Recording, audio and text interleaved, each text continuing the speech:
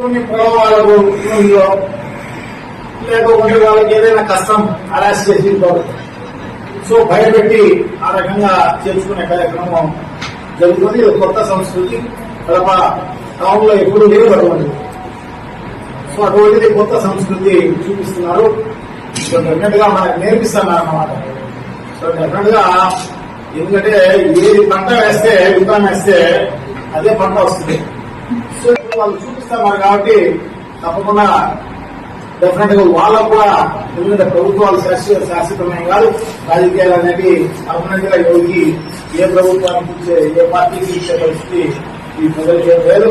So definite గా ఈరోజు రేపు మళ్ళీ YSR Congress party. So definite గా ఇవన్నీ కూడా భవిష్యత్తులో వైఎస్ఆర్ కాంగ్రెస్ పార్టీ కూడా చేపడుతుంది. మేయర్ పీఠాన్ని ఇంకా కార్పొరేట్ తీసుకొని మేయర్ పీఠాన్ని కైవసం చేసుకునే దిశగా టీడీపీ ఉంది. దానిపైన అది వచ్చినప్పుడు స్పందించే కార్యక్రమం చేస్తాం. దానికి రాకపోతే ఊహించడం.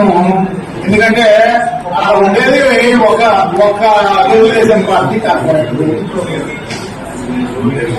49 మంది వైఎస్ఆర్ కాంగ్రెస్ పార్టీ వాళ్ళు ఉన్నారు. ఎవరు ఊహిస్తారు కైవసం చేసుకుంటుంది, ఇంకోటి చేస్తుంది? ఎలా కైవసం చేసుకుంటారు? ఒకవేళ ఈ రోజు రిజైన్ చేసుకుంటే ఒక రిజైన్ చేసుకుంటచ్చు.